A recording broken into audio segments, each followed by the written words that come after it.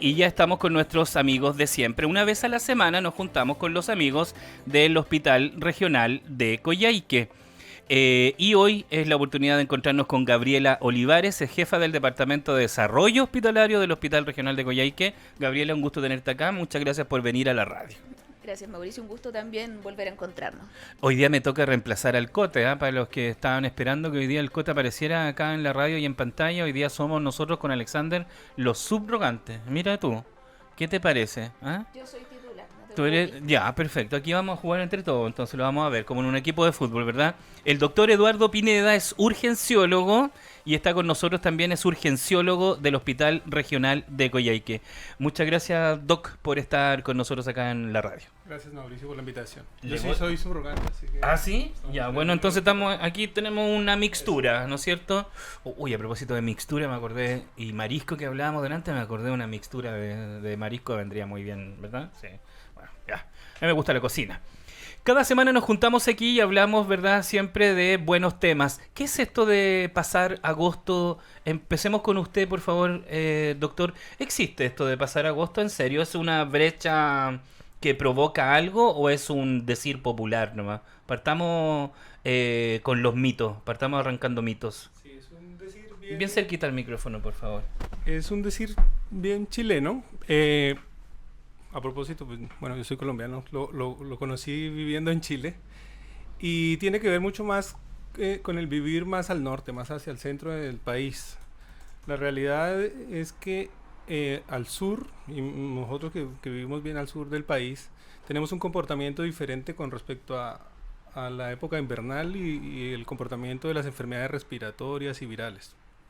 Nosotros podríamos decir que tenemos que pasar más bien septiembre, Claro, sí. casi octubre, para poder decir que pasamos la época invernal y de enfermedades respiratorias. Ya, pero la época invernal, independiente del hemisferio, ¿no es cierto?, donde uno se encuentre, es como nosotros acá cuando vemos al viejito Pascuero, el Papá Noel entrando con tremendo abrigo a las chimeneas en pleno verano y dice, ese señor, ¿qué le pasa?, digamos. Ya, pero más allá del hemisferio, sí hay una época invernal donde las enfermedades respiratorias son más fuertes, ¿no? Claro, Vale, sí. ya, eso es verdad entonces. Eso es verdad. Y nosotros nos toca pasar agosto. Tendremos que pasar septiembre porque además nos pasa algo en Chile y particularmente en el sur, y es que este cambio estacional hacia la primavera aumenta también las enfermedades asociadas a las alergias, y además viene una época en la que las personas con enfermedades crónicas tienen cierto descuido por la alimentación, ¿cierto? Mira. Y entonces tenemos que pasar, yo creo que septiembre, octubre, que es una época de aumento de enfermedades, tanto respiratorias como de otro tipo. Ajá. ¿Y por qué en invierno se da más? ¿Por qué? Si en el verano uno anda con más polera, se va al río, vuelve, va al lago, va al campo. ¿Por qué en invierno se nos dan más las enfermedades respiratorias? ¿Y por qué en la noche duelen las muelas y no en el día, doctor? Que es algo que yo me quiero preguntar toda la vida. Sí, no te podría dar una explicación científica, pero Perdona, pero que siempre yo me he creo que sí preguntado tiene eso. que ver ya. con el frío. Ya, Y tiene que ver bueno, con y el frío. probablemente con un poco del cuidado y la higiene bucal. Perfecto, muy bien, tiene que ver con eso Sí, también, perfecto, sí. ya, pero en el invierno sí definitivamente, pero nunca nadie se ha preguntado eso, que por qué en la noche nos ataca el dolor de muela y durante el día uno hace sus cosas y no pasa nada. Bueno, está con nosotros Gabriela también, por supuesto. Gaby, hay que trabajar esto con la comunidad también de alguna manera, en el sentido de comunicar, de ir a buscarlo, decir, mire, estas son las campañas preventivas que tenemos, qué sé yo. También se trabaja eso desde el hospital, más allá de lo... Porque claro, en urgencia usted, el doctor, va a recibir a las personas que vienen hipercongestionadas, qué sé yo, o con enfermedades virales, pero también está esto de desarrollar lo social, ¿no es cierto?, de trabajar con la comunidad. ¿Eso también actúa en esta época de una Sí. manera más potente? Sí, nosotros lo que recibimos principalmente son requerimientos a través del Consejo de Desarrollo Hospitalario y a través de participación ciudadana y OIRS. Nosotros tenemos además un comité de gestión usuaria donde se presentan los requerimientos ciudadanos y se conversan con las jefaturas particularmente, y con urgencia hacemos un trabajo de reuniones cada cierto tiempo también para poder presentar y mostrar los requerimientos que tiene la comunidad y de ahí ir mejorando y educando también. Perfecto. ¿Y qué se le dice a la comunidad? Porque yo siento que desde salud, desde el Ministerio de Salud y también en lo particular en el hospital, siempre estamos como indicándole algo a la comunidad. En verano, ¿no es cierto?, que tenemos que tener cuidado con los niños cuando van a un lago y para prevenir accidentes, el tema de las alergias en primavera, en invierno el cuidado de las enfermedades respiratorias. Siempre estamos en alguna campaña, ¿no? Yo no sé, pero siempre, ¿no? Pero ¿qué se refuerza ahora? ¿Qué le decimos a la gente? O sea, hoy día estamos con campaña de invierno. Ese es el punto. Lo que nos interesa mostrar hoy día, en conjunto con el doctor Pineda, Ajá. es cuándo consultar en la urgencia en esta época, sobre todo los Ajá. adultos mayores, tal como comentas tú. Yo soy alérgica todo el año, pero hay épocas acá en la región en que sí empiezan a aumentar las alergias y también algunas enfermedades respiratorias. Ajá. Nosotros tenemos tiempos de espera que se repiten cuando hay mayor demanda durante los periodos de invierno, primavera, verano, etcétera, los motivos de consulta también. Y frente a eso tratamos de salir también a conversar con la comunidad, vamos a juntas de vecinos y tenemos estas instancias también, además de columnas que salen en distintos diarios, escritas por distintos especialistas y profesionales del hospital. Para contarle a la gente, ¿es prevención? Finalmente es hablar de prevención. ¿Ayuda mucho la prevención en esto? Yo creo que es un todo. Ya. Es una prevención, pero al mismo tiempo una educación. Mira. Porque yo creo que lo que más necesitamos nosotros también es tener una comunidad educada. Ajá. Y que conozca también la red de salud. Urgencia en estos momentos. El doctor Pineda nos puede contar cuántos más o menos es el promedio de pacientes que se están atendiendo con los tiempos de espera que hay y cómo se está trabajando. Ahí tenemos igual algunas cosas que hemos ido conversando y acotando, como un poco el rol de las orientadoras, el tema del acompañamiento del adulto mayor cuando ingresa en urgencia.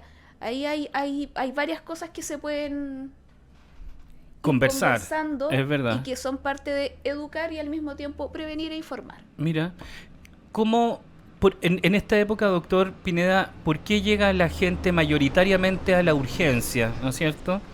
Me imagino que son las enfermedades respiratorias, ¿no? Sí, principalmente las enfermedades respiratorias se ven aumentadas Gracias, en época de invierno.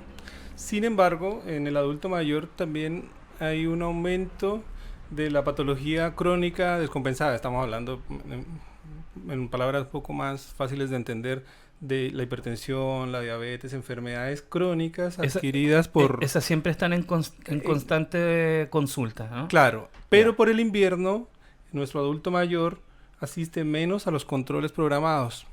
Tiene que ver con la lluvia, el frío, mira, ¿cierto? Mira cómo una cosa lleva a la otra. Exactamente, y eso hace también que tengamos pacientes con patologías crónicas descompensadas más frecuentemente en la urgencia. ¿Y qué podemos decir para quienes están en casa y tenemos un adulto mayor que puede estar al cuidado o puede ser un poco autovalente o menos autovalente? ¿Cuándo consultar?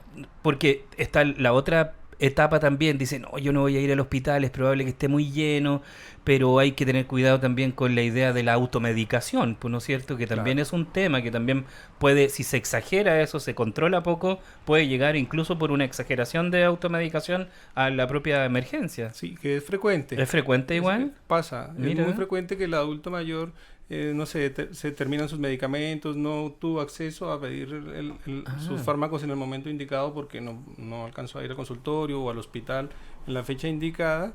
Y cuando lo retiran intentan ponerse al día con lo que no tomaron en los días anteriores y vienen como recompensando la pérdida de un par de días, te toman más medicamentos de lo normal. Y tenemos pacientes descompensados por esto. Mira. Sí, cada vez es menos frecuente porque cada vez también tenemos más alcance a la comunidad y hay mucha más educación, pero sigue pasando. Interesante. Interesante, la automedicación. ¿Y qué más podemos decir en casa, por ejemplo, el tema de la ventilación, a propósito del humo, a propósito también de la calefacción, porque uno ocupa más equipos de parafina, los enciende dentro, ¿afecta eso? Sí, afecta. La recomendación actual es al menos dejar ventilar unos 15 minutos cada 12 horas el domicilio o los espacios cerrados.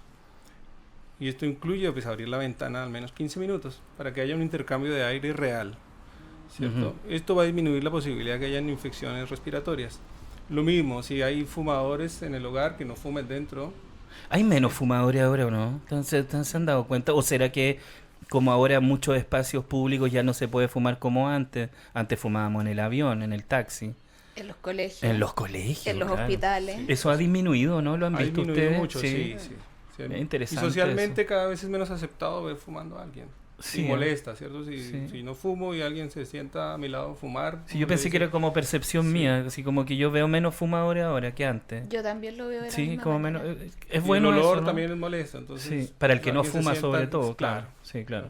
Sí, antes en el avión, en el colegio, tienes razón. El señor Girafales tenía un puro, Así es. ¿no? El señor El Girafales. avión del Happening también fue una También, fumada. es verdad. Claro. Oiga, y siempre se nos ha dicho en términos de enfermedades respiratorias que la región de Aysén, los bichitos, ¿no es cierto?, llegan a destiempo con la región metropolitana, por ejemplo, Santiago y toda esa zona central.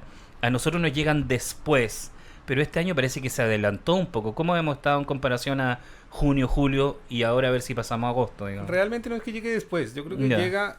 llega un poco retrasado, unos 2 o 3 semanas después que a nivel central. Pero aquí en la región tiene un impacto muy grande el receso escolar que se hace de invierno. Eso hace que disminuya la consulta respiratoria tanto en niños como en adultos, porque pues nuestra población infantil y adolescentes hacen parte del medio en el que los virus llegan a la casa, ¿cierto? Ajá. Ellos socializan mucho más que el adulto. Muchas veces el adulto va al trabajo, comparte con las mismas personas, vuelve a la casa, y la puerta de entrada de los virus al hogar son los niños que van al colegio y comparten con otros. O el jardín infantil. Exactamente. Que Entonces, ahí está la verdadera fábrica, ¿no, Gaby? También. esta pausa Sí. escolar que se Ah, hace mira. en invierno disminuye esta transmisión de virus. De hecho, se ve reflejado en las consultas de urgencia. Estábamos llegando a un número de 200 al día, 250, incluso 300 en los días de mayor consulta, sumando adulto y pediatría. Y disminuimos a 100, 150 al día, menos de 100 en el fin de semana. En eso estamos ahora. Veníamos con 300 consultas diarias. Y estamos ahora más o menos en 200 consultas Mira, diarias en total. ¿podemos decir que estamos saliendo entonces de o no? ¿O es No, muy rápido? No, porque No, volvimos mira. del receso de invierno. Claro, ahora vuelven otra vez Y a ahora clase. lo que se espera es que haya un nuevo aumento que debería llegar a 250, podríamos llegar a 300 entre septiembre y octubre. Es como una curva que tenemos de ascendencia y luego un bache y luego volvemos a subir como una Así montaña es. rusa. De hecho, históricamente Mira. las estadísticas del hospital nos han mostrado que nuestro pic de mayor consultas de atención en la urgencia son en los meses de octubre, noviembre. Y tiene que ver con Ya, el pero- comportamiento en septiembre también. Claro, de la fiesta a lo mejor. El aumento de los accidentes de tránsito, el consumo de Mira, alcohol, interesante, los cambios de fíjate. alimentación. Claro, y mientras tanto en septiembre y octubre ya en las otras regiones las campañas y la comunicación del hospital es completamente distinta, porque nosotros aquí el año pasado tuvimos todavía frío, harto frío en septiembre y octubre el año pasado, y el antes pasado también. Aquí el invierno es más largo. ¿no? Más largo, claro. Es más largo, tenemos un invierno mucho más largo. Interesante esto, ¿cómo la comunidad percibe esta actuación del hospital, Gabriela? ¿Cómo lo crees tú que lo percibe? Mira, nosotros lo que más hemos percibido y recibido también, Ujú. principalmente de la directiva de nuestro consejo y de la gente que más participa, que se nota un cariño ya más por el hospital. Ajá. Hay cosas que tenemos que mejorar, que nos hacen ver y que principalmente tienen que ver con el adulto mayor. Ya. Siempre es como Ahí tenemos que enfocarnos. la mayor preocupación Mira. que hay es el tema del Ah. adulto mayor. Nosotros lo que queremos hacer, particularmente con la urgencia, Ujú. y que pretendemos ir avanzando a través de estas conversaciones con la comunidad y las presentaciones que hacen, responden a dar no una mejor atención clínica en sí, sino que una mejor acogida también a las personas. Ujú. Es complejo que llegue un adulto mayor con su acompañante a urgencia y de repente no sepa nada de este Ujú. abuelito, por ejemplo, que está adentro siendo atendido y que a veces puede quedar en aislamiento o puede quedar hospitalizado o puede requerir alguna Mira qué interesante eso. insumo, algo. Si tiene patologías previas, un poco su haber en salud, digamos, ¿no? Su historia, Su claro. historial médico, entre comillas. Es importante eso, es que nunca no me lo había planteado nunca. En cierto modo, quien acompaña o quien está en un entorno del adulto mayor tiene que ser alguien bien activo en conocimiento de lo que le pasa al adulto mayor, para poder explicarle bien al equipo médico probablemente, ¿no? Lo ideal para nosotros es que esta persona, a quien, dependiendo de la situación, se le permite el acompañamiento permanente dentro de la atención de urgencia, sea una persona tal como tú dices, que maneje el historial clínico, que sea el nexo con la familia que está también fuera de la unidad de emergencia, porque muchas veces nos topamos con mucha gente preguntando por una persona o que quiere ingresar a ver a esta persona, pero no podemos hacerlo obviamente por un tema de espacios, de contagios, de respeto de los otros pacientes y todo. Entonces, y que sea una persona que se comunique adecuadamente con el equipo clínico. Por ejemplo, si yo acompaño a un adulto mayor a urgencia que tiene algún tipo de discapacidad física o que tiene algún requerimiento en particular por sus patologías crónicas, la idea es que yo tenga el manejo de su historial clínico, que sepa qué medicamentos toma, qué no puede tomar, y que todo esto yo lo converse con el equipo clínico y que yo no salga, por ejemplo, del acompañamiento de este paciente sin avisarle al equipo clínico o sin avisarle a alguien en particular para hacer un cambio con otra persona, o simplemente vaya a buscar algo que me solicitan y después avisar que vuelva. Mira, claro, porque uno puede ser, qué interesante este tema, porque una cosa puede ser la ficha técnica, ¿no es cierto? La ficha médica, el historial que puede estar en un hospital, pero si este adulto mayor no es frecuente, hay un background ahí que no lo tenemos, y ahí quien acompaña, dependiendo de la condición cognitiva, qué sé yo, el estado del paciente, ese que acompaña es fundamental, ¿eh? Sí, tiene que ser capaz de entregar una información Exacto, relevante. claro. ¿Y qué suele pasar en esas actuaciones, doctor? ¿Cuándo se dificulta, por ejemplo, para que aprendamos y podamos mejorar aquello como ciudadanos? Sí, la mayor dificultad es el paciente que no habla o que llega inconsciente y que no nos puede entregar información, que no tenemos una historia clínica de lo que ocurrió. Sí. Entonces tenemos que, en ese caso, actuar ante sospecha de acuerdo a la condición clínica del paciente. Claro.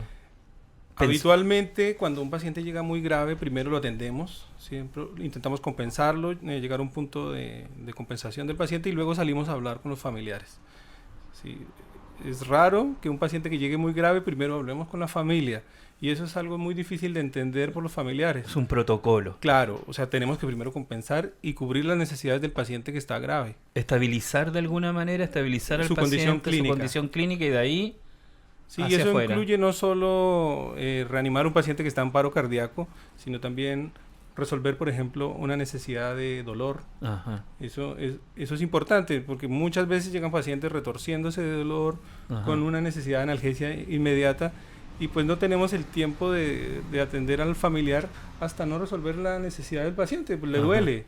¿Sí? Hay que tener claro cuál es la causa del dolor, pero probablemente el 80% de su necesidad está cubierta si resolvemos el dolor que tiene en ese momento el paciente. Al igual pasa con otros síntomas, como por ejemplo la fiebre.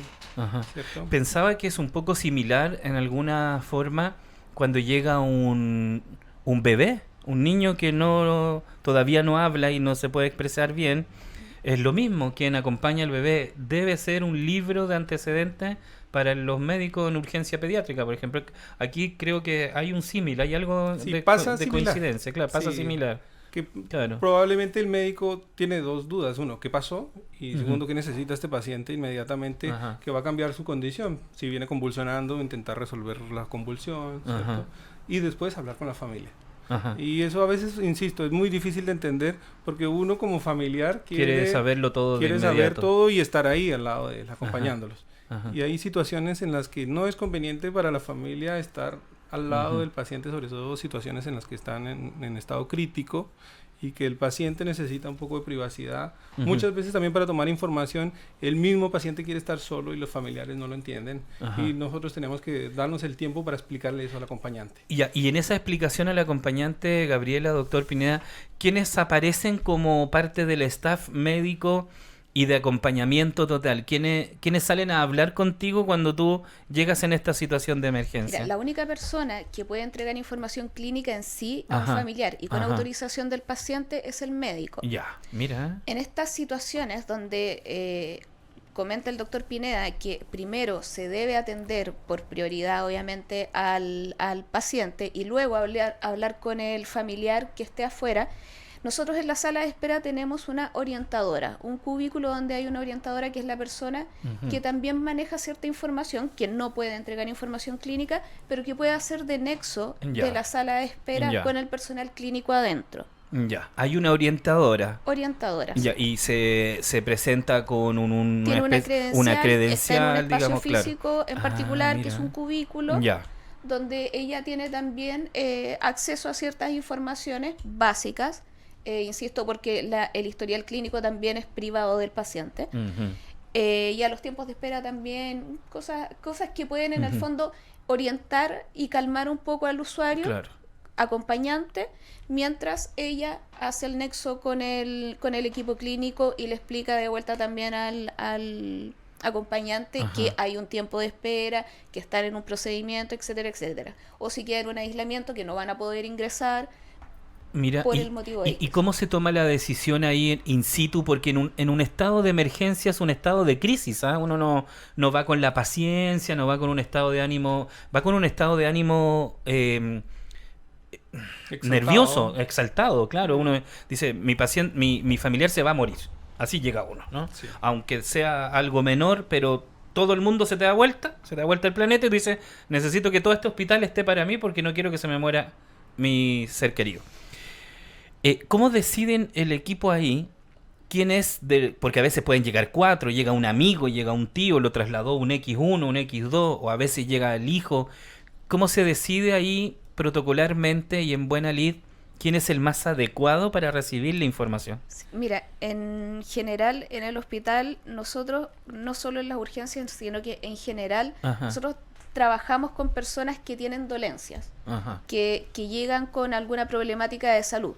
Y nuestros usuarios no son siempre los que llegan más tranquilos o calmados o amables a solicitar cosas. Nos hemos encontrado con situaciones en la urgencia, como tú comentas, que llega un grupo de gente y todos quieren recibir la información.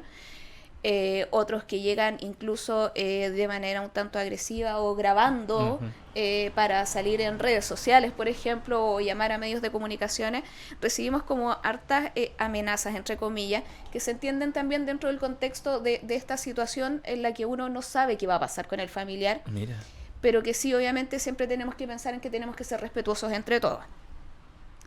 Comúnmente la definición de cuando sale, de quién recibe la información, se toma cuando sale el médico y les indica que tiene que ser una persona quien reciba la información. Posterior ya a la atención realizada del paciente, porque estamos hablando de situaciones, accidentes es cuando llega más gente, o situaciones más graves, o de un momento a otro que llega más gente como una situación de colapso, por ejemplo, de la urgencia, en la que hay muchas consultas en el mismo momento y no hay capacidad de resolverlas todas al tiempo. Por ejemplo, claro. Si no necesariamente estamos hablando de gravedad, pero sí de capacidad de resolución. O sea, imaginémonos en un momento específico. Imaginémonos una residencia de adultos mayores intoxicados. Ahí se te produce una situación muy compleja. O sea, no sé si ha pasado. Pero me imagino que es compleja porque tienes que entregar información al mismo tiempo, tienes que atender al mismo tiempo. Eso es lo que usted llama como un colapso, es parte de los extremos de la atención. Y no necesariamente por un mismo motivo de consulta o por un mismo evento, sino porque la urgencia tiene comportamientos de demanda ya muy marcados. Más o menos la consulta empieza a aumentar como a las 9, 10 de la mañana y la gente después de salir de la oficina o del trabajo van hacia la urgencia porque detectan algunas molestias, entonces a la hora más o menos del almuerzo empieza a aumentar un poco más la demanda y se mantiene esa demanda aproximadamente hasta las 8 o 10 de la noche, en que empieza a disminuir de nuevo como hasta la 1 de la mañana. Y habitualmente la consulta es muy baja, entre 1 y 6 de la mañana, a veces dependiendo de la época del año aumenta un poco más, o depende del día de la semana, porque los viernes y sábados habitualmente hay más consulta hasta más tarde. Ok. Oye, y en términos, hay una cosa que, como dijo Einstein, el tiempo es relativo, y si estás en una condición de crisis y de urgencia, tú dices, llevo media hora esperando aquí, en lo objetivo, en el minutaje, ¿no? En lo cronológico, 30 minutos, pero para ti parece un infierno, parecen 6 horas. ¿Cuál es el tiempo promedio? ¿Cómo se trabaja el tiempo de espera? ¿Cuál es un tiempo de espera prudente para que te atiendan y que la información se obtenga al mismo tiempo? Sí, existe una herramienta de gestión de la atención de los pacientes en la sala de espera. Ajá. Y esa herramienta se llama la categorización. Ajá, sí. En nuestro país existe un sistema que está normado, que es el ESI, ¿sí?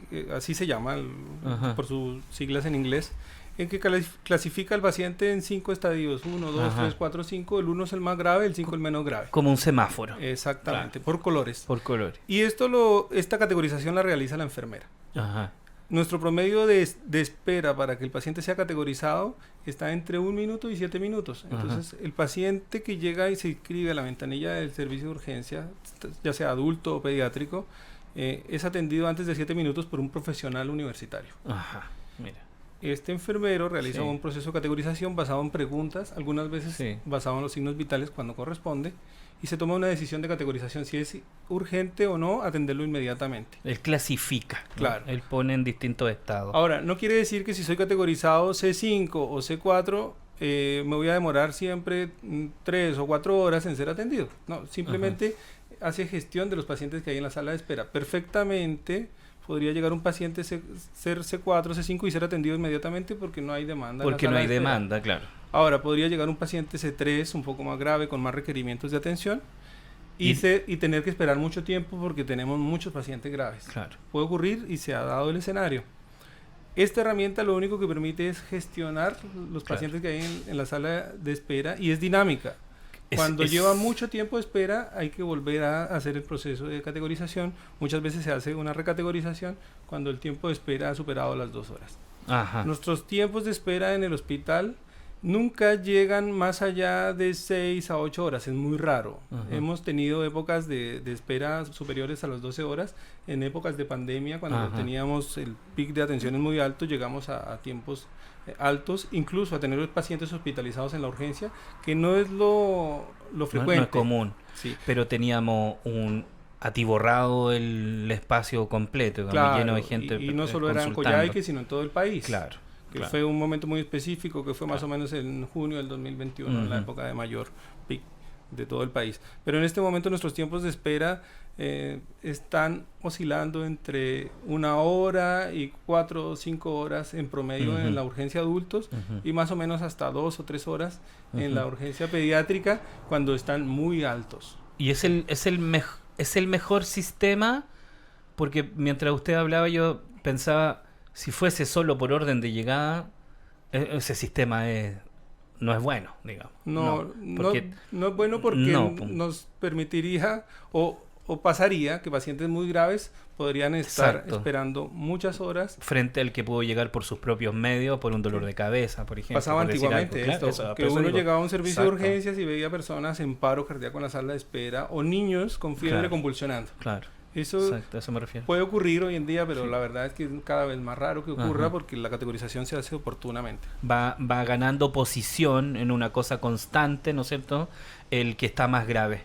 Así Ese es. va ganando la pole position, así.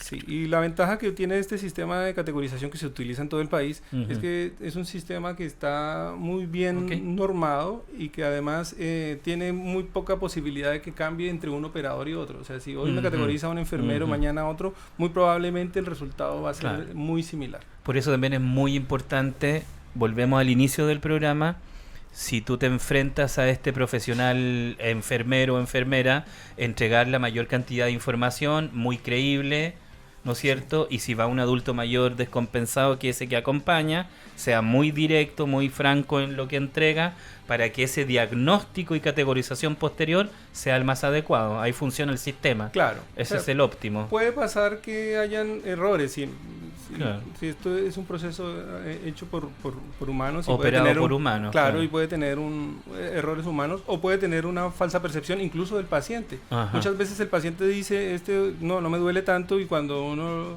ve el paciente, lo examina, resulta que tiene una apendicitis grave. Ajá, mira. O pacientes que llegan con sepsis o con infecciones muy graves y Ajá. que tienen una tolerancia al dolor o a la fiebre muy alta. Entonces, el sistema Claro. tiene falencias, claro que sí. Sí, pero Claro, porque uno también interpreta las cosas de una manera distinta. Y por lo mismo, cada este paciente es un universo, digamos. claro, y el sistema no hace diagnóstico, es una categorización. Por Exacto. lo mismo tiene que ir hacia la atención médica. Mira, y tiene completar una valores, atención. pues tiene valores una cosa, un software, ¿no? Claro. Wow, mira, interesantísimo. Gabriela, muchísimas gracias por acompañarnos. Un mensaje final antes de despedir este preciado espacio de salud con el Hospital Regional de Coyhaique una vez a la semana. El mensaje para la comunidad, si es tan amable. En realidad los invitamos a todos y a que conversen con nosotros, a que nos cuenten sus experiencias. Nosotros buscamos mejorar, no creemos que cuando la gente reclama en sí es porque quiere hacer daño, sino que porque necesitamos mejorar nosotros y entendemos que también la comunidad va cambiando, van cambiando los requerimientos, van cambiando las necesidades y nosotros como establecimiento también tenemos que ir adaptándonos. Entonces es muy bienvenido la gente que quiera participar, representativos de distintas organizaciones o instituciones que quieran sumarse a nuestro Consejo de Desarrollo Hospitalario. Es bueno también que lo hagan y si no también pueden hacernos llegar a través de la OIR sus comentarios, solicitudes, reclamos, sugerencias. Se lee lo que llega a la OIS. Todo se lee. Todo y se todo lee. se lee y todo llega también a la dirección. Hay un proceso ahí de Ok. trabajo y se analiza. Muy bien, Gabriela Olivares, jefa del Departamento de Desarrollo Hospitalario del Hospital Regional de Coyhaique, con nosotros. Y también, doctor, sus palabras al cierre, una recomendación en tecito con miel en las mañanas, abrigarse la garganta. No, pero sí palabras O sea, al cierre y eso, recomendación. El yuyo y el cariño en casa siempre es bueno para... Funciona, todos los- ¿verdad? Sí, Sí. muchísimo. Pero también hay algo que tenemos que hacer y es cuidarnos con nuestro estado físico, Ajá. con nuestra alimentación. Los controles de enfermedades crónicas son súper importantes, no dejarlos pasar. Ajá. Y también Claro, los controles. recordarle a todas las personas que nos están escuchando que cuando se consulta la urgencia, por mínimo que sea, todos los funcionarios entendemos que por mínima que sea la necesidad, uno entiende que es una urgencia para la persona. Aún así, la categorización no busca que no sea atendida esta persona que tiene una necesidad pequeña, pero sí va a tener que entender que puede esperar un poco más y finalmente va a ser atendido, ¿sí? No quiere decir que no va a ser atendido una persona que se quedó sin medicamento o que le dolió algo que a la vista de la categorización puede ser de baja complejidad, pero sin embargo va a ser atendido y se va a intentar resolver su necesidad en el momento. Muy bien. ¿Y un tintito así en la mañana para la energía? También se puede, ¿no? Depende. Bueno, la OMS hoy en día ya dice que el alcohol no es tan bueno. Pero ¿y el café? Incluso el tinto? al tinto, al café. El ese café, sí. a ese me refiero, doctor. Imagínese Sí. estar hablando aquí de no, pues sí, alcoholismo. me estaba hablando de un tintito. Porque El café sí, en cierta medida el Ese café, cortito que venden en Colombia ahí en los carritos, Muy bueno. pip, pip, el tinto. Ojalá sin azúcar. Sí. Ojalá sin azúcar, ¿eh? Sí. Sí, un sello rojo, no sé, Eso. habrá que buscar uno por ahí, ¿no? Eso. Muy bien, muchas Bueno. gracias. ¿Usted había pensado que yo estaba hablando del Sí, vino? bueno, No, el vino. está- Nunca es malo el vino, pero también en su justa medida. en su Sí. justa medida, estamos muy de acuerdo, muy bien. ¿Ve? Un buen café en la mañana, es que los colombianos le llaman tintito Tinto. Sí, a sí. un shot de café en la mañana, mañana. bien cargado. Así es. Y te deja como Thor, así muy eléctrico. Bien, vamos a la pausa y seguimos haciendo siempre contigo aquí. Muchas gracias al doctor Eduardo Pineda, ya lo conoce usted. Entonces cuando vaya usted al hospital, le digo, oiga doctor, yo lo vi el otro día en la radio genial, me gustó. Gabriela, para que ustedes los conozcan también, ¿ya? ¿Les parece bien? Muy bien, muy bien. Y ahí le recuerdan lo del café al doctor, que en su justa medida. Y ojalá sin azúcar, además.